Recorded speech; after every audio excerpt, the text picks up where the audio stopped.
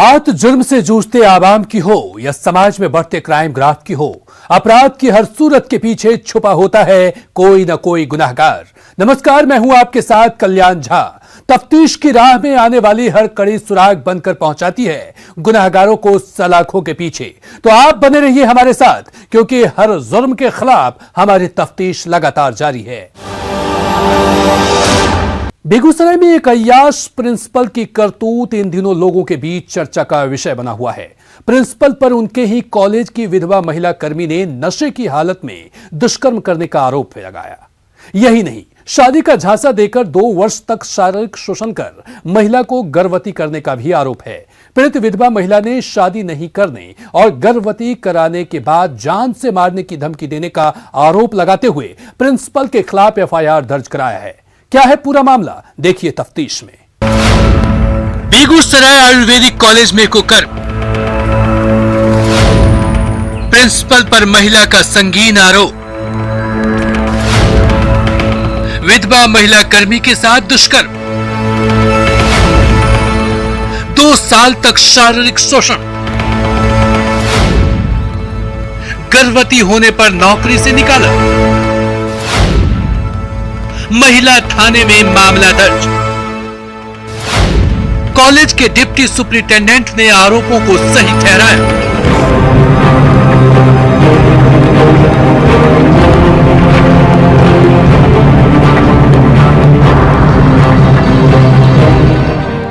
बहुत किया ये जुर्म तुमने, पर अब और सहूंगी अत्याचार नहीं। टूट चुका वो बांध सब्र का, और कष्ट स्वीकार नहीं। जी हां, ये दर्द उस विधवा महिला की है जिसने अपने साथ हुए अत्याचार को महिला थाने में कराए गए एफआईआर में बयान किया है। पीड़ित विधवा महिला ने बेगूसराय के आयुर्वेदिक कॉलेज के प्रिंसिपल उमाशंकर चतुर्वेदी पर दुष्कर्म करने और 2 वर्ष तक यौन शोषण कर गर्भवती करने का आरोप लगाया है। दरअसल मुफस्सिल थाना क्षेत्र के मोहनपुर की रहने वाली पीड़ित महिला के पति का देहांत कुछ वर्ष पहले ही हो गया था। जीवन निर्वाह के लिए महिला ने एक निजी कंपनी के माध्यम से बेगूसराय के आयुर्वेदिक कॉलेज में अटेंडेंट के पद पर नौकरी हासिल की। आयुर्वेदिक कॉलेज में नौकरी करते हुए कुछ दिन ही बीते थे कि कॉलेज के प्राचार्य उमाशंकर चतुर्वेदी ने महिला को अपने घर पर खाना बनाने के लिए बोले। जब उसने घर पर खाना बनाने से मना किया तो उमाशंकर चतुर्वेदी उसे संविदा पर मिली नौकरी से निकाल देने की धमकी देने लगा। नौकरी चले जाने की भय से पीड़िता को यह प्रस्ताव स्वीकार करना पड़ा और वो रोज सुबह शाम प्रिंसिपल के घर खाना बनाने लगी। इसी बीच एक दिन उमाशंकर चौधरी ने चाय में कोई नशीली दवा मिलाकर पिला दिया और बेहोशी की हालत में उसके साथ बलात्कार किया। ये सब देख महिला रोने लगी। तब उमाशंकर चतुर्वेदी पीड़िता को नौकरी से निकाल देने की धमकी देने लगे और बाद में शादी करने की बात कहकर उसे शांत कराया। मामला है कि आयुर्वेद कॉलेज का प्राचार्य उमाशंकर चतुर्वेदी मेरे साथ गलत किए, उनके आंखों में आजम खाना है। पीड़ित महिला के अनुसार साल 2017 के अगस्त महीने से लगातार उसका शारीरिक शोषण का सिलसिला चलता रहा। हद तो तब हो गई जब इसी बीच वो गर्भवती हो गई और शादी के लिए जिद पर अड़ गई। लेकिन उमाशंकर चौधरी ने गर्भपात कराने और बात नहीं मानने पर जान से मारने की धमकी देने लगा। पीड़ित महिला ने इस काम में कॉलेज के ही एक कॉन्टेंट शंभू सिंह तथा पटना की एक महिला प्रोफेसर पर प्रिंसिपल का साथ देने का आरोप लगाया है।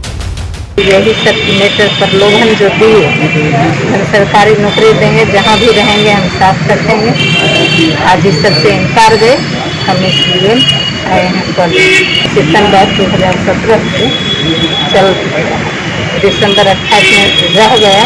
हम बताए कि हमको शंभू जी द्वारा गोली भिजवाई, संस्करण में दिया गया कॉलेज के संस्करण, हम वो गोली नहीं खाए। उसके बाद ही अपना लक्षण दिखाना शुरू कर दिए, गलत आरोप देकर के कॉलेज बाहर कर दिए। वहीं पुलिस की माने तो मामले की गंभीरता को देखते हुए पुलिस ने तत्काल जांच पड़ताल शुरू कर दी है। पुलिस के अनुसार पीड़िता के द्वारा उमाशंकर चौधरी पर बलात्कार और यौन शोषण का आरोप लगाया गया है। महिला थाने में पदस्थापित पुलिस पदाधिकारी संजय मिश्रा ने बताया कि जांच उपरांत दोषी पाए जाने वालों पर कड़ी कार्रवाई की जाएगी। आवेदिका रूपम कुमारी के द्वारा एक आवेदन दिया गया है जो डॉक्टर उमाशंकर चतुर्वेदी के विरुद्ध है।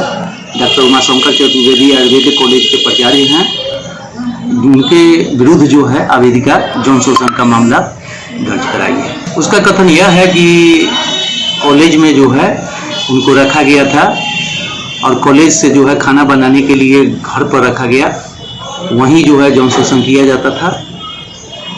उनके द्वारा यह भी कहा गया है कि मामला जो है वो इसलिए झांसा में ले लिए कि हमको जो है नौकरी देंगे अस्थायी तौर पर। जांच का मामला है, जांच किया जाएगा, तत्पश्चात जो है विधि सम्मत कार्रवाई की जाएगी। बेगूसराय के आयुर्वेदिक कॉलेज के आरोपी प्रिंसिपल उमाशंकर चतुर्वेदी की मुश्किलें और भी बढ़ गई हैं। जी हाँ, कॉलेज के deputy superintendent doctor Rabindranath Tripathi ने पीड़ित महिला के आरोपों को सही ठहराते हुए प्रिंसिपल के चरित्र पर ही सवाल खड़े कर दिए। देखिए, वो उनका शुरू से जो अपनी इतिहास लेंगे कि उनकी पत्नी जो है सुसाइड कर गई थी और उसके बाद उनका कुछ पटना की हिस्ट्री आप लीजिए तो पटना में भी आपको पता चल जाएगा। और औरतों के प्रति जो है इनका रवैया अच्छा नहीं रहा है। और ये जो इनके यहाँ काम करती थी, इनका खाना बनाती थी, एकदम सच्ची बात है। और इन्होंने जो है 2 साल तक खाना बनाया और क्या हुआ इनमें, अब ये दोनों लोग समझे आपस में क्या हुआ, इनका नहीं बनी। उन्होंने सर ने तो निकाल ही दिया, फिर नौकरी से निकाल दिया या आउटसोर्सिंग में महिला, और उसको निकालना बहुत ठीक नहीं था। वो गरीब लोग हैं और लेकिन फिर भी ये जास्ती वाला काम ये ठीक नहीं है। बहरहाल अपने ओहदे का गलत इस्तेमाल कर यौन शोषण करने का मामला आए दिन देखने को मिलते रहते हैं, जिसमें कुछ पीड़ित महिलाएं समाज के डर से अपनी आवाज नहीं उठा पाती तो कुछ बड़े ओहदेदारों के डर से। लेकिन सच्चाई तो यही है कि नारी शक्ति जब अपने पर आ जाए तो बड़े से बड़े दुराचारियों को सबक सिखा सकती है। वो हमारी हैसियत पूछते हैं, उनकी शख्सियत बिक जाए, इतनी हैसियत है हमारी। न्यूज 18 के लिए बेगूसराय से संतोष कुमार की रिपोर्ट। जमुई के अलीगंज प्रखंड के कोदवरिया पंचायत के मुखिया के पति की अपराधियों ने गोली मारकर हत्या कर दी। गोली मारने के पहले बाइक सवार अज्ञात अपराधियों ने बमों से भी हमला किया था। हत्या की इस घटना से नाराज ग्रामीणों ने घटना स्थल पर पहुंचे स्थानीय पुलिस कर्मियों को खदेड़ दिया। मंगलवार की सुबह हत्या के इस घटना को अपराधियों ने तब अंजाम दिया जब मृतक अपने नए घर से पुराने घर जा रहा था। तफ्तीश में देखिए पूरा रिपोर्ट। जमुई में खूनी खेल, मुखिया पति की हत्या, अज्ञात अपराधियों ने दिया घटना को अंजाम, बम और गोलियों से की हत्या, परिजनों का आरोप थाना अध्यक्ष की मिलीभगत से हुई हत्या।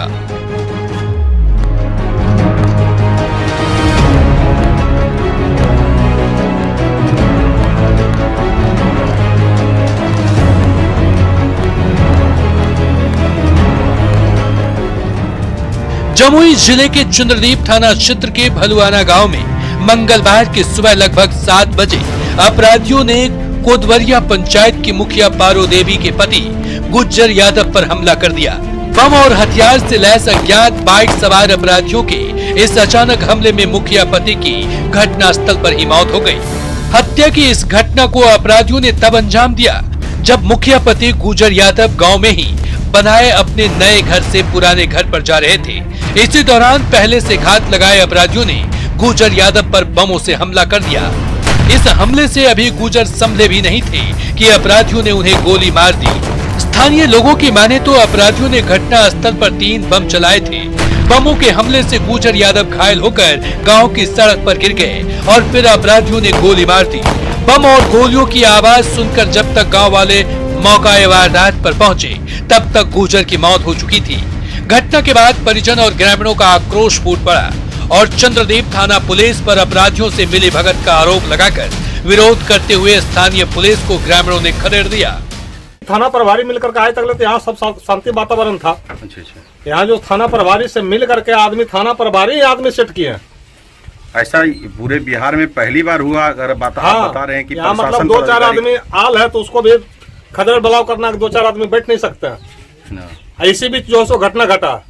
घटना की सूचना मिलते ही मौके पर एसडीओ और एसडीपीओ सहित पुलिस बल पहुंची। वरीय पदाधिकारियों ने तत्काल कार्रवाई कर अपराधियों की गिरफ्तारी का आश्वासन दिया। तब जाकर ग्रामीणों का आक्रोश शांत हुआ।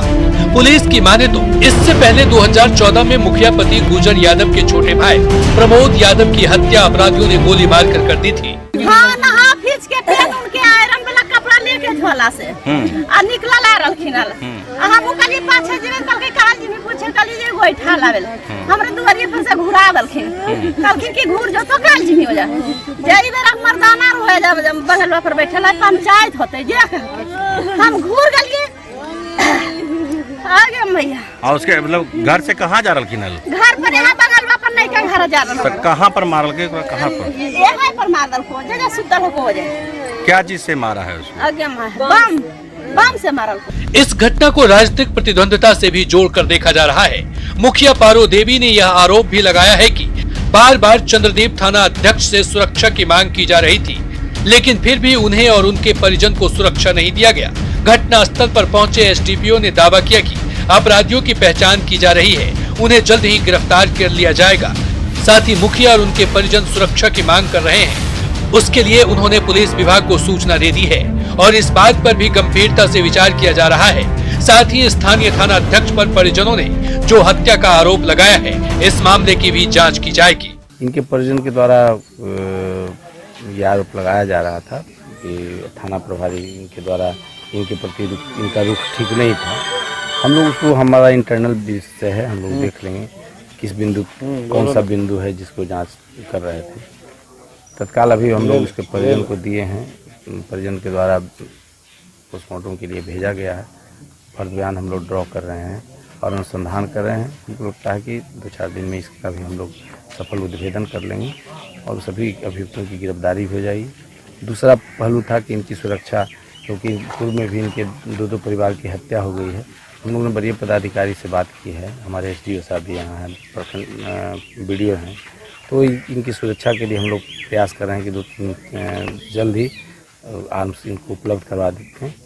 भलुआना गांव में हुए इस खूनी खेल में मुखिया पति की मौत से नाराज परिजनों ने स्थानीय थाना प्रभारी पर अपराधियों से मिलीभगत का जो आरोप लगाया है, ये तो जांच के बाद ही स्पष्ट होगा। लेकिन ऐसी घटनाएं पुलिस के इकबाल पर ही सवालिया निशान लगा रही है।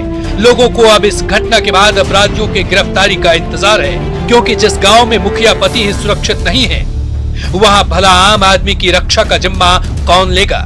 न्यूज 18 के लिए जमुई से केसी कुंदन की रिपोर्ट। गोपालगंज में छात्र की निर्मम हत्या से इलाके में हड़कंप मच गया। हत्या के बाद अपराधियों ने शव को गांव के बाहर खेत में फेंक दिया, जिससे इलाके में सनसनी फैल गई।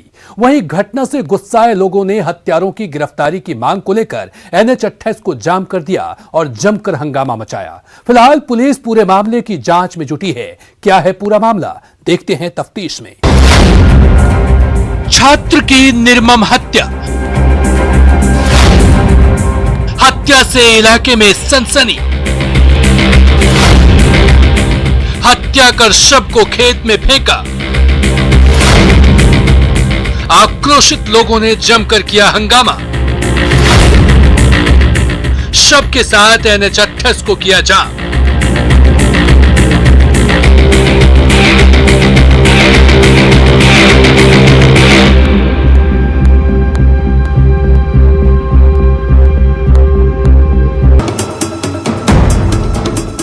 वो निकला तो था शादी समारोह में शामिल होने के लिए, लेकिन उसे क्या मालूम कि अब अपनों से वह नहीं मिल पाएगा। जी हां, हम बात कर रहे हैं गोपालगंज के कुचायकोट स्थित बेलवा गांव की, जहां NH-28 से सटे एक खेत में युवक का शव मिलने से पूरे इलाके में सनसनी फैल गई। मृतक की पहचान 18 वर्षीय वृज किशोर यादव के रूप में हुई, जो पटना में रहकर BPSC की तैयारी किया करता था और कोरोना बंदी के दौरान घर आया था। कुचायकोट के बंगाल खाड़ निवासी शिव बालक यादव के बेटे वृज किशोर यादव की हत्या से परिजनों में कोहराम मच गया। परिजनों ने बताया कि वृज किशोर अपने रिश्तेदार की शादी में शामिल होने के लिए धामा पाकड़ गांव गया हुआ था। शादी में शामिल होने के बाद उसी रात घर के लिए भी निकला था, लेकिन वह घर नहीं पहुंचा। जब परिजनों ने उसकी तलाश शुरू की तो बेलवा गांव के पास NH-28 से सटे एक खेत में फेंका हुआ शव मिला। युवक के शरीर पर कई गहरे जख्म के निशान पाए गए। उसकी बेरहमी से हत्या कर शव को फेंक हत्यारे फरार हो गए। मृतक के परिजन ने बताया कि पड़ोसियों से जमीन को लेकर उनका विवाद चल रहा था। इसी विवाद को लेकर हत्या की वारदात को अंजाम दिया गया।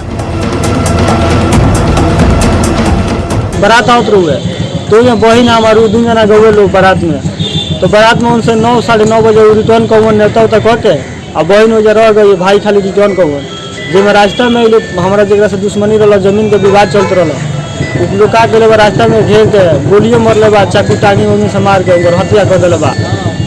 बीपीएससी के तैयारी कर पटना रहा है, कोरोना के लेके आए घर छुट्टी में। घटना से गुस्साए ग्रामीणों ने शव के साथ NH-28 को जाम कर दिया और इस दौरान जमकर हंगामा मचाया, जिससे यातायात पूरी तरह बाधित हो गया। आक्रोशित लोग अपराधियों की गिरफ्तारी की मांग पर अड़े थे। पुलिस के आश्वासन के बाद लोगों का गुस्सा शांत हुआ, जिसके बाद यातायात बहाल हो सका। पुलिस ने शव को पोस्टमार्टम के लिए सदर अस्पताल भेज दिया है। फिलहाल पुलिस मामले की जांच में जुटी है। मार के गिर गिरा तो कुल के पीछे हमने जमानिया से तो ट्राइबल हॉस्पिटल में पोस्टमार्टम कराया। बहरहाल इस घटना के बाद से परिजनों में कोहराम मचा हुआ है। परिजन हत्यारों की गिरफ्तारी की मांग कर रहे हैं। अब देखने वाली बात यह होगी कि आखिर कब तक आरोपी सलाखों के पीछे पहुंच पाता है। न्यूज 18 के लिए गोपालगंज से मुकेश की रिपोर्ट। अब वक्त हो चला है एक ब्रेक का, आप कहीं मत जाइएगा, हम जल्द हाजिर होते हैं। बेगूसराय में 2 लोगों की संदेहास्पद मौत से इलाके में सनसनी फैल गई। स्थानीय लोग और परिजनों का कहना था कि दोनों की गोली मारकर हत्या हुई है, जबकि पुलिस इसे सड़क दुर्घटना में हुई मौत बता रही थी। पोस्टमार्टम रिपोर्ट आने के बाद यह खुलासा हुआ कि यह हादसा नहीं बल्कि हत्या थी। तफ्तीश में देखिए पूरा रिपोर्ट। बेगूसराय में 2 लोगों की संदेहास्पद मौत से पूरे इलाके में सनसनी। पुलिस बता रही थी हादसे में मौत, परिजन कह रहे थे गोली मारकर हुई हत्या। पोस्टमार्टम रिपोर्ट में हुआ खुलासा, ये हादसा नहीं हत्या है।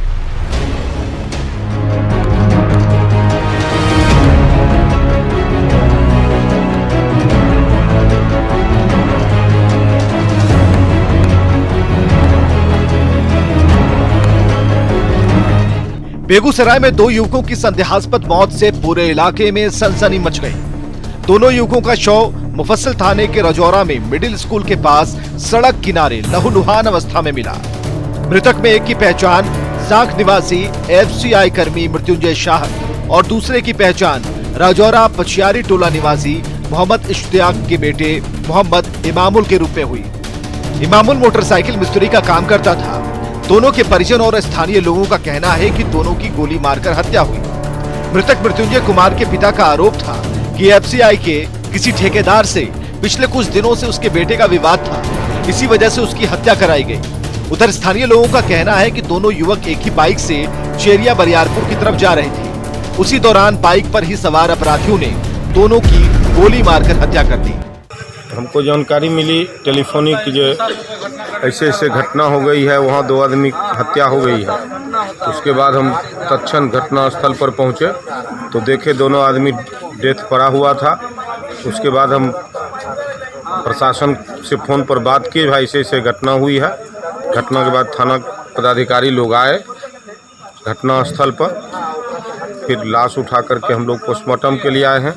लेकिन हमको ऐसा लग रहा है कि इसकी हत्या गोली से हुई है। पता है कि चेरिया बरियारपुर में ठेकेदार से अनबन हो रही, बस मोबाइल बताए बढ़िया से हमरा नहीं कह रहे बचबा की हो हमारे बचबा नौकरी डाटा एंट्री ऑपरेटर छे SFC कंपनी थे जी। नहीं पहले कभी कभी कह रहे कि ठेकेदार से अनबन झनबन हो जाए, देखो न पप्पा कलिया से नहीं लड़ल करो बेटा की करते हो नहीं। जबकि पुलिस इसे प्रथम दृष्टया सड़क हादसा बता रही थी।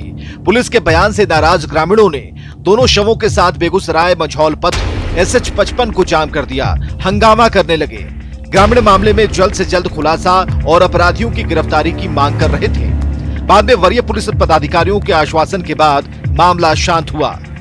पुलिस का कहना था कि अगर दोनों युवकों की हत्या हुई है तो आरोपियों की शिनाख्त कर जल्द गिरफ्तारी की जाएगी। पोस्टमार्टम रिपोर्ट आने के बाद यह खुलासा हो गया कि पुलिस जिसे प्रथम दृष्टया हादसा बता रही थी वो हादसा नहीं बल्कि हत्या थी। मृत्युंजय कुमार नामक जो शव था उसे एक गोली लगी थी, जो गोली निकाल दी गई है। दूसरे का नाम बताए ऐनुल। दूसरा जो मृतक था मोहम्मद ऐनुल, उसे भी एक गोली लगी थी। दोनों की गोलियां निकाल दी गई है। दोनों की मृत्यु गोली लगने से ही हुई है। आज सुबह में पोस्टमार्टम के दौरान दोनों जो मृतक हैं उनके शरीर में गोली होने की पुष्टि हो गई है। और इस तरह से ये दोनों लोगों की हत्या कर दी गई है गोली मार के।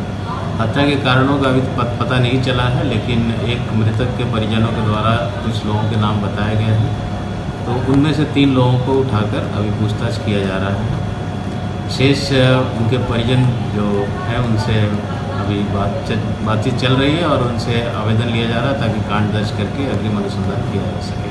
दोनों युवकों की हत्या के कारणों का खुलासा पुलिस की जांच रिपोर्ट के बाद हो पाएगा, लेकिन इतना तो स्पष्ट है कि बेगूसराय में क्राइम अनकंट्रोल हो गया है। अपराधियों में पुलिस और कानून का भय नहीं। अपराधी आए दिन हत्या और लूट जैसी वारदात को अंजाम देते हैं। बेगूसराय के रजौरा में हुई इस डबल मर्डर मिस्ट्री भी कहीं न कहीं पुलिसिया तंत्र पर सवाल खड़े करती है। न्यूज़ 18 के लिए बेगूसराय से संतोष कुमार की रिपोर्ट। अपराधी चाहे लाख शातिर हो, तफ्तीश की दिशा अगर सही है तो बच नहीं सकता कोई गुनहगार सलाखों के पीछे जाने से। तो पुलिस चाहे सोई हो, मुजरिम चाहे कोई हो, आप बने रहें हमारे साथ, क्योंकि हर जुर्म के खिलाफ हमारी तफ्तीश लगातार जारी है।